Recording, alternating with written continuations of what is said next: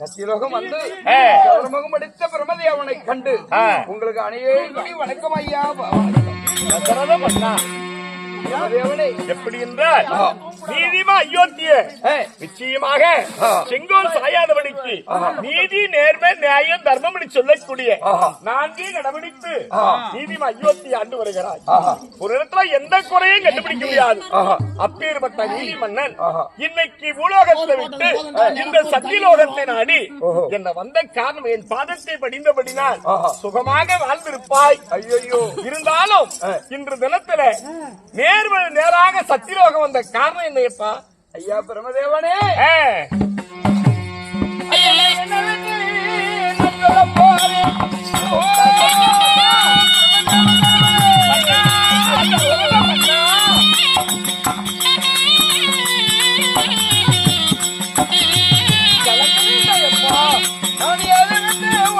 கூற வேணும்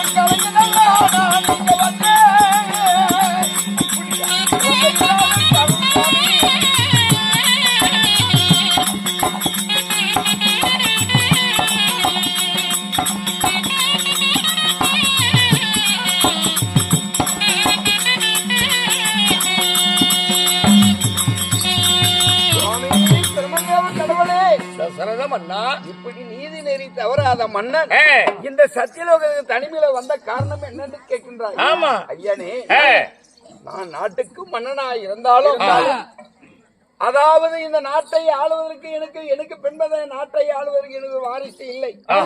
பெண்ணோ ஆணோ குழந்தை பாக்கியமே இல்லாத குறைபட்ட மன்னன் ஆகிவிட்டு உனக்கு மனைவிமார்கள் எத்தனை பேரு?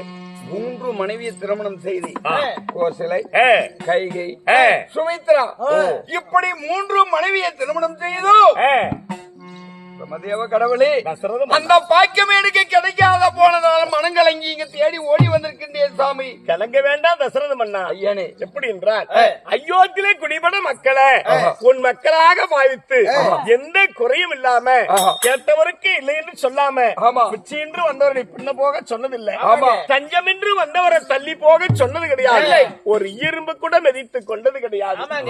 அப்படி நீதியாக ஆட்சி செய்கிறாய். இப்பேற்பட்ட மண்ணை அந்த அயோத்தியில் உள்ள குடிமட மக்களையே உன் மக்களாக பாவித்து நீ பார்த்துக் கொண்டிருக்கிறாய் சொல்லி அதனால தான் இந்நாள் வரைக்கும் உன் மனைவி வயிற்றில கரு உருவாகவில்லை. பிரம்மதேவ கடவுளை எனக்கு எப்போ குழந்தை கிடைக்கும்? நான் எப்படி இப்படி தனிமையிலே பிள்ளை இல்லாத பாவையா நாங்க வாழக்கூடாது? தசரத மன்னா அப்படியாக இருந்தால் இப்ப நான் எப்படி என் குடிமட மக்களை எந்த குறை இல்லாம நான் ஆட்சி செய்யணும்? எனக்கோ வயதாகி விட்டபடி பெண்ணு பிறந்தால் ஒரு நாள் இறப்பு உண்டல்ல. நான் மாட்டு வடிந்தேனானா என் அயோத்தி நாட்டத்து பிறகு யார் ஆழ்வார்கள்? என் நாட்டு மக்களுக்கு யார் ஆறுதல் சொல்வார்கள்? அப்படின்னு கேட்கிறார் தசரத மன்னா. எப்படி என்றால் நீ எந்த பாவத்தையும் செய்யவில்லை, இருந்தாலும் முன்னோர்கள் செய்த பாவமாகப்பட்டது சில இருக்கிறது. என்னுடைய பிரம்மச்சோடியில பார்க்கின்ற நேரத்தில் உன்னுடைய லக்கணத்தின்படி உன்னுடைய ராசின்படி கடவுளாகிய நான் சொல்றதை நீ செய்தால் உன் மனைவி வைக்கிற 3 மனைவி வைத்திலையும் 4 புதல்வர்கள் 4 பிள்ளை பிறக்கும். அப்பா யோகி. ஆமா பிரம்மதேவ கடவுளே. ஆமா நீ எதை சொன்னாலும் செய்ய தயாராக வந்திருக்கின்றேன் பிள்ளைக்காக. ஆமா எதை வேணாலும் செய்வேன்னு சொல்றீங்க. பிள்ளை இல்லாத பாவியே ஆகக்கூடாது என்னுடைய ஆசை. தசரதம் அண்ணா எப்படி என்றால் உங்கள் மனைவியிடத்துல சென்று சொல்லிவிட்டு இன்னைக்கு மந்திரியாரை துணை கொண்டு தீபாவளி சொல்லக்கூடிய வனத்துக்கு சென்று வனத்துல பெருத்தது யானை மிருகம். யானைதான் பெரிது. ஆனா சரியாக உன்னுடைய ராசிக்கு உன்னுடைய லக்கணத்திற்கு சரியாக 1000 யானையை உயிர்வாத செய்து ஒரு அன்பால் மடித்தால் உனக்கு 4 பிள்ளை பிறக்கும். அப்பா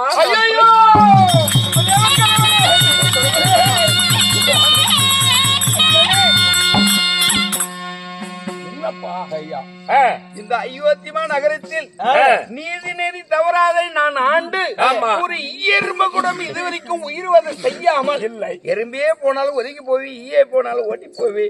இப்படிப்பட்ட மன்னர் அதாவது 1000 யானையை உயிர்வதை செய்து என் மனைவி வயிற்றிலே குழந்தை பிறந்து இந்த நாட்டை ஆளலாமா? பிரம்மதேவ கடவுளே. கலங்க வேண்டாம், கவலைப்பட வேண்டாம். கடவுளாகிய நான் சொல்றேன். ஆனா இது செய்தால் உன்னுடைய லக்கணத்திற்கு ஆண் பிள்ளை கிடைக்கும்னு சொல்றேன். இத பாவமா நினைக்காத. படைக்கும் கடவுளாகிய நான் சொல்றேன். இது பாவம் கிடையாது. அப்படி செய்தால் பின்னால் அயோத்தி ஆள்வதற்கு ஒரு ஆண் பிள்ளை கிடைக்கும். அப்பா ஆமா இது பாவம் இல்லை, இது செய்தாக வேண்டும். சரியா சொல்லுகிறேன். இதுக்கு தாமதப்படாத உடனே மறைவிடத்தில் சென்று சொல்லிவிட்டு வனத்துக்கு சென்று ஒளிகூடாரம் அமைத்து சரியாக 1000 யானையை உயிர்வாத செய்து ஒரு அன்பால் மடித்தால் உனக்கு ஆண் சந்திரன் கிடைக்குமாப்பா. சென்று வருவாய் தசரதா. மட்டும் பிரம்மதேவகருடைய சென்று வருகிறேன். சாமி வந்த வேலை முடிஞ்சுங்களா? என் வேலை முடிந்து விட்டது. அப்படிங்களா? ஆமா. உள்ளார போய் நித்திரையாவுங்கள். தசரதம் அண்ணா ஐயனே சென்று வாருங்கள். சென்று வருகிறேன் சுவாமி. அப்படியாக ஐயா மந்திரியாரே. சுவாமி பிரம்மதேவ கடவுள் சொல்லும் போது என் உள்ளமெல்லாம் கரைகின்றது. கரைகிறது. இப்படி 1000 யானையை உயிர்வதை செய்கின்ற போது நான் அதாவது நீதி நெறியோட ஆண்ட மன்னன் இது நியாயமாக தெரிகிறதா? ஐயா இருந்தாலும் பாவம் இல்லை. நம்மளுக்கு என்ன தேவை? குழந்தை பாக்கியம். 1க்கு 3 கட்டிருக்கிற. ஒருத்தி வயிற்றுல கூட ஒரு கரு உருவாகல. இல்ல ஆணையா இருந்தா ஆடா இருந்தா அறுத்து போட்டு போய்கிட்டே இருக்கணும். சரி போகலாமா? அரமனை அரமனையே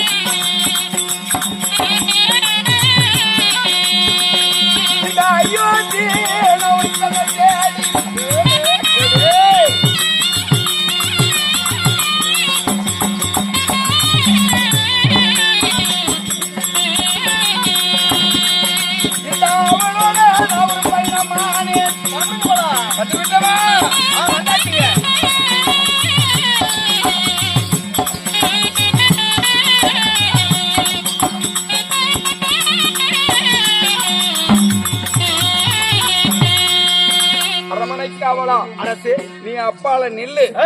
அரமனைக்கு வந்து விட்டேன். என் அருவ மனைவிகளை பார்த்து ஆறுதலை சொல்லிவிட்டு நான் இப்பவே வனத்துக்கு வேட்டைக்கு செல்கின்றேன். சாமி நீங்க ஓட்டைக்கு போங்க, இல்ல வேட்டைக்கு போங்க, வேட்டைக்கு போங்க. பொண்டாட்டி கிட்ட சொல்லுங்கிறீங்க.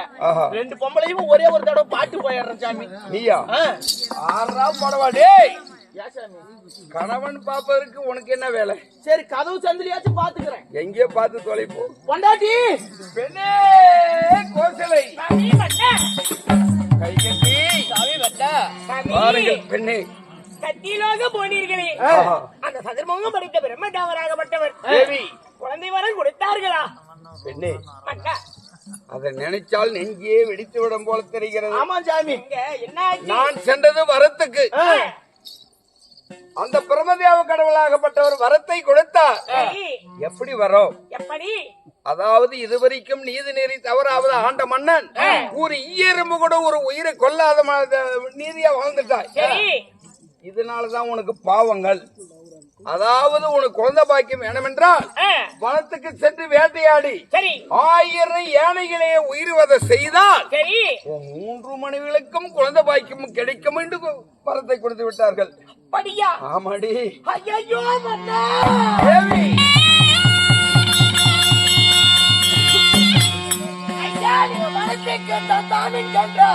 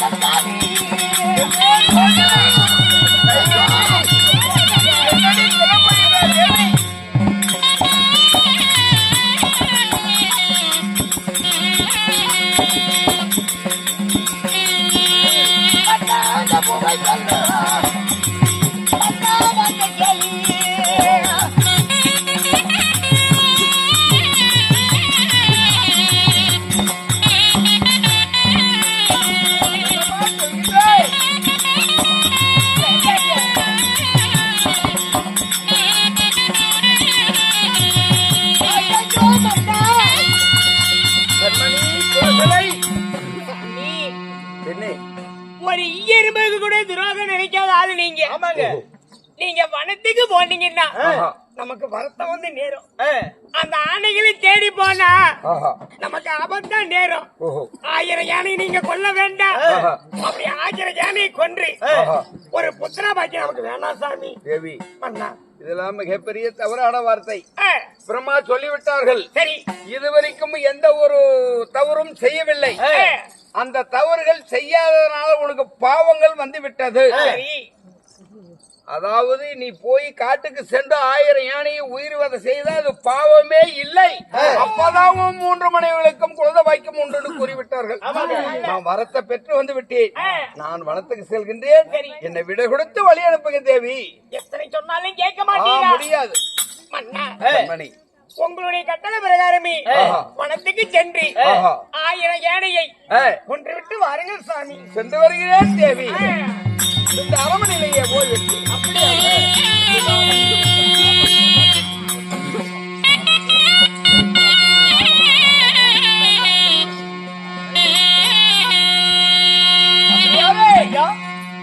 இப்ப வனத்துக்கு சென்று வேட்டையாட போகின்றோம். ஆமா சாமி. போகலாமா? போலாம்.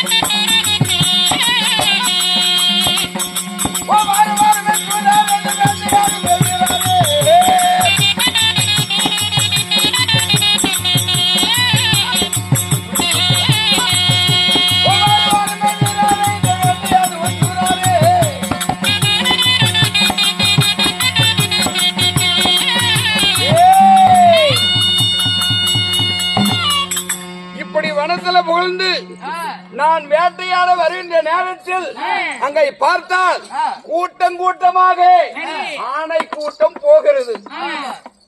பிரம்மா சொன்னது கொடுத்த வரம் வீண் போகவில்லை. இந்த யானைகளே நான் ஒவ்வொரு யானையாக வேட்டையாடி 1000 யானையும் உயிர் வதை செய்துவிட்டு அரமனையில் சென்று நான் குழந்தை பாக்கியத்தை நான் காண வேண்டும். ஆன கூட்டமே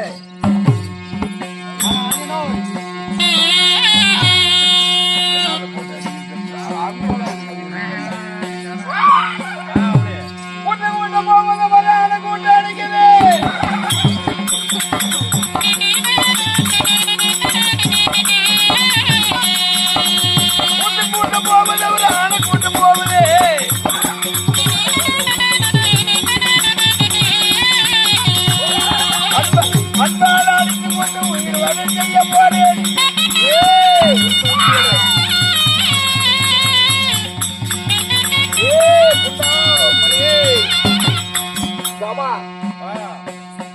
இப்படி அதாவது அன்பை எடுத்து வில்ல பாய்கின்ற போது இந்த கூட்டத்தை யானையில்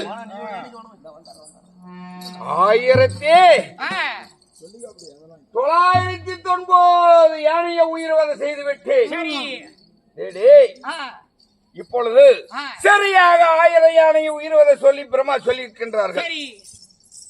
இந்த தப்பி போன யானையை காடு மலையெல்லாம் துரத்தி நான் வேட்டையாட முடியாது.